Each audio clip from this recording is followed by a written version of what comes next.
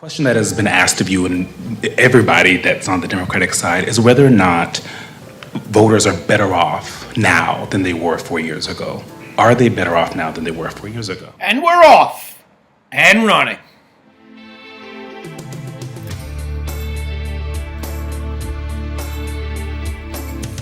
Remember, don't like, share, or subscribe. What are you trying to do? Blow up the channel or something? I got enough on my plate.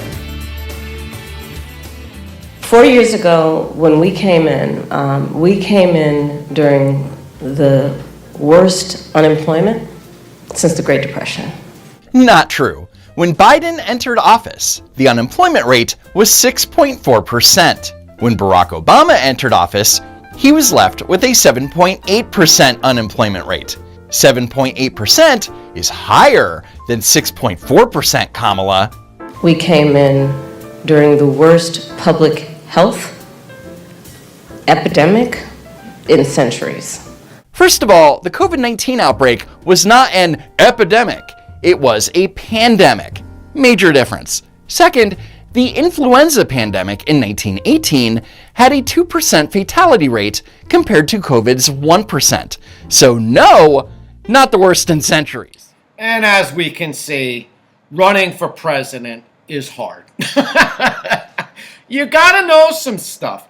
Now, this is Kamala at the National Association of Black Journalists, where she was given many softball questions, and it started out very kind and nice and soft and sensitive. Unlike Trump, who went there and right out of the gate, it wasn't, how are you? How are you doing? You had an attempt on your life. How has that affected you? How are you feeling since then? It was like, you're a racist, a misogynist, a homophobe, and why should black people vote for you? Right out of the gate. But he takes the hard-hitting questions. You got to give him credit if you don't like him. He goes into enemy territory. He constantly is playing away games. And he is taking on every tough question and answering it. And after 8 years, we know who this guy is.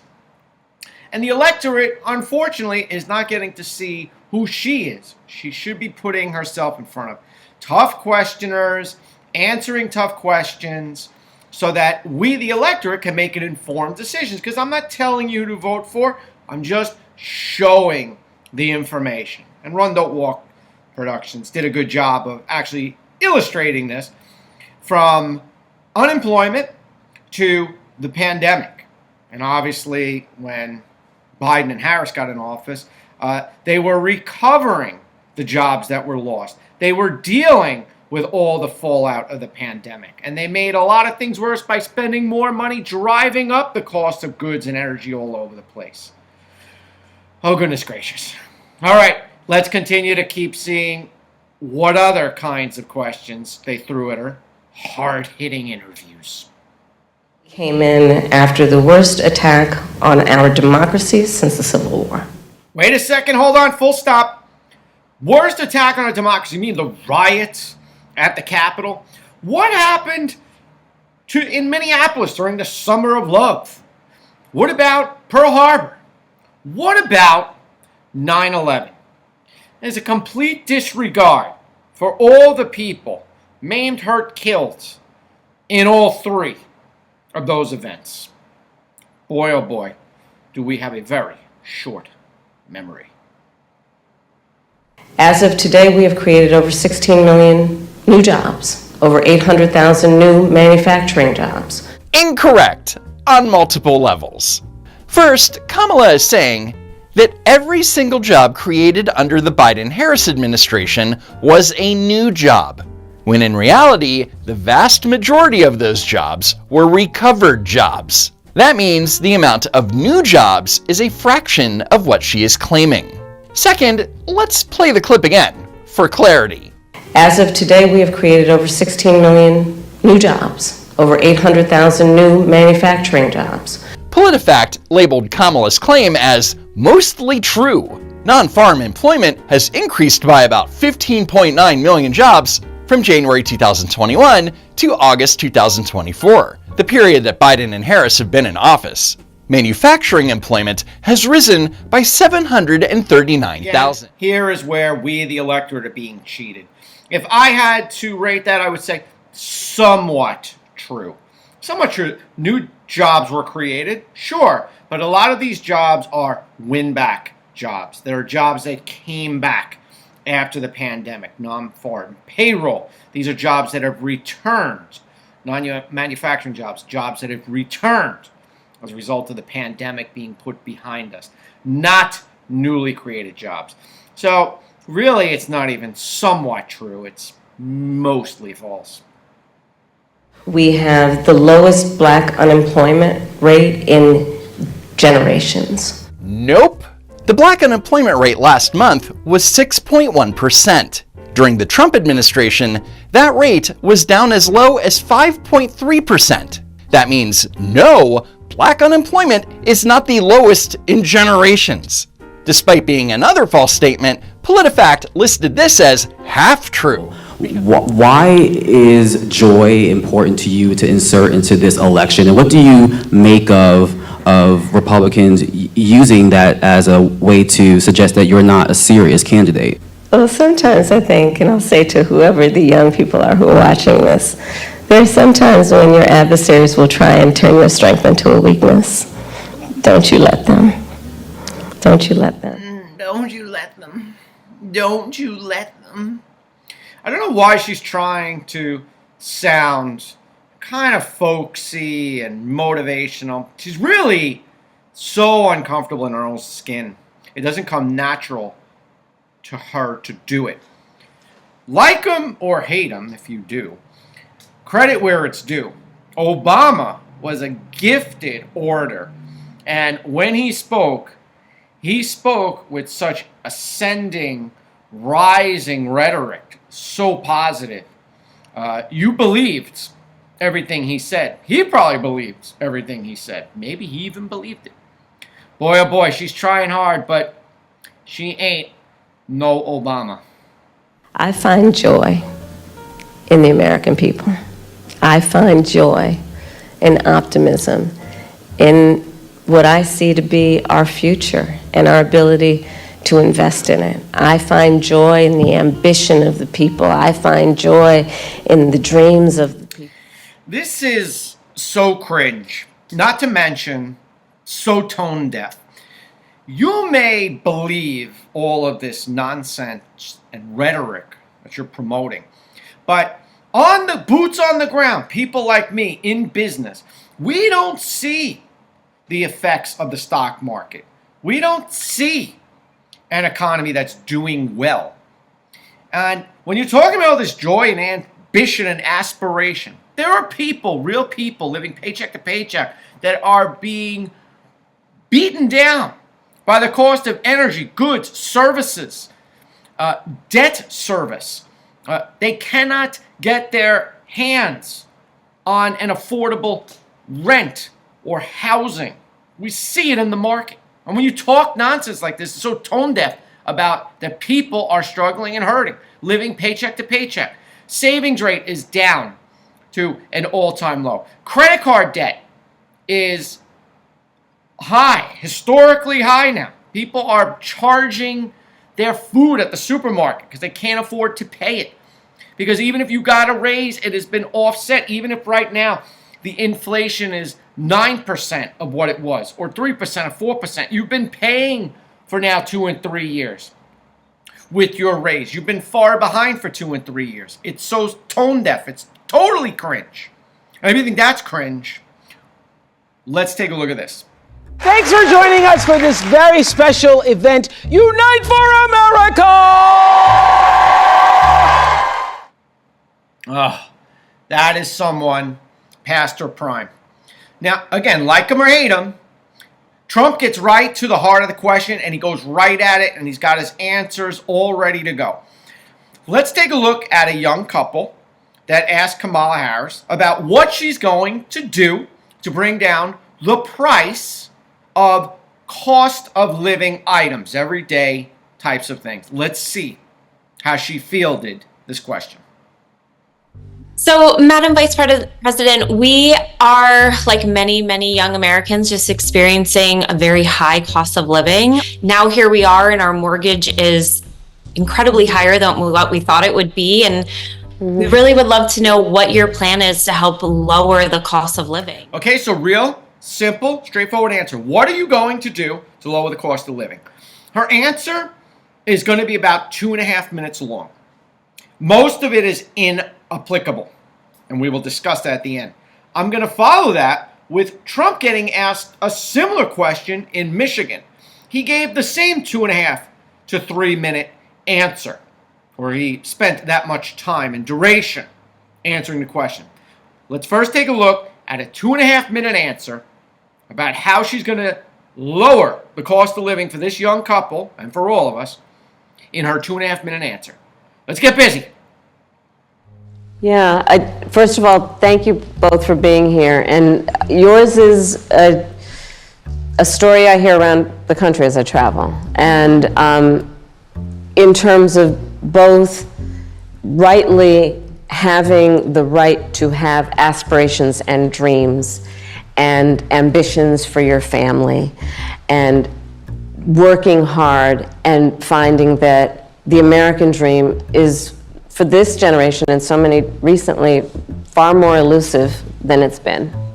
And we need to deal with that. To paraphrase The Simpsons, you don't win elections with salad. And there are a number of ways. One is bringing down the cost of everyday necessities, including groceries. So that's why I'm taking on, for example, price gouging.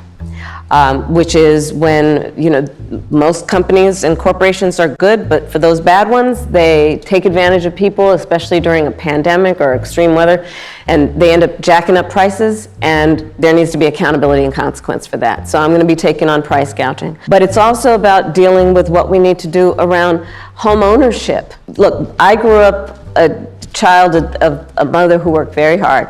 She raised me and my sister. And she saved up, and by the time I was a teenager, she was able to buy a home. And we grew up actually for a long time in an apartment on top of a child care center that was owned by the woman we called our second mother, because she helped my mother raise us.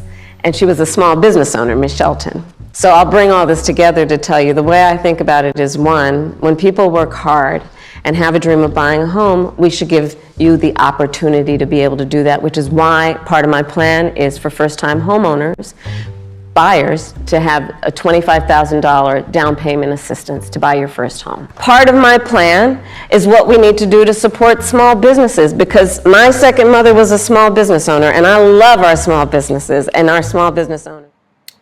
Do you see what I'm saying? 3/4 of that they didn't even need to hear. She couldn't even get right into the answer.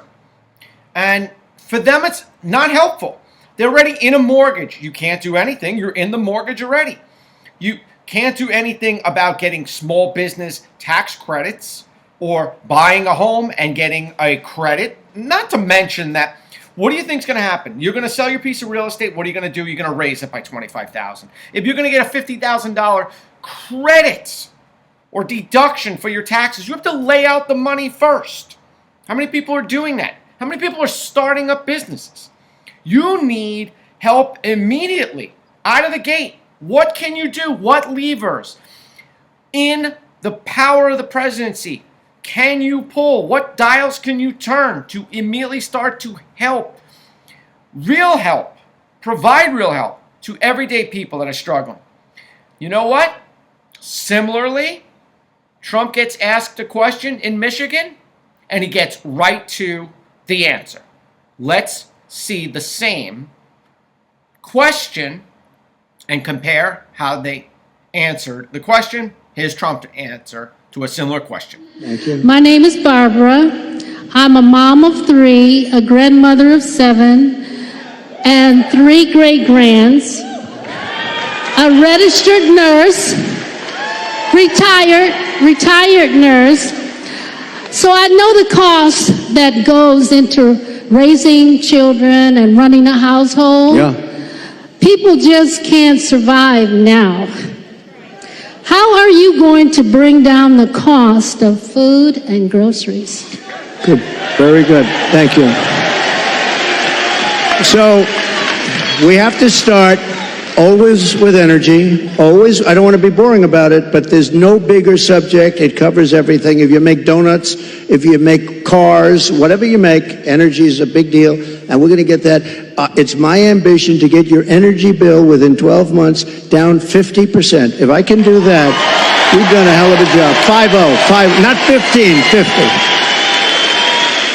Interest rates are going to follow, and actually they're going to follow for another reason. The economy is now not good, and interest rates, you'll see they'll do the rate cut and all the political stuff tomorrow, I think. And, will he do a half a point? Will he do a quarter of a point?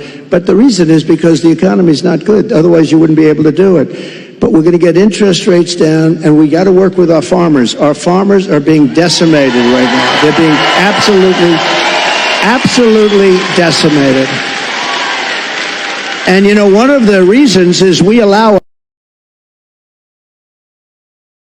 countries. We're not going to allow so much we're going to let our farmers go to work. And I don't know if you remember, I love the farmers because, I had many meetings as president. I have this gorgeous room with this beautiful table that seats about 35 people. And I was with the farmers. Usually everybody wants something. They all want subsidy. But I was with the farmers, and I think you might have been there, actually, Sarah. I said, look, fellas, we're going to get you such a beautiful subsidy, meaning I'm going to do things. And one of the people raises his hand, sir, honestly, we don't want a subsidy. This is the first time this ever happened to me.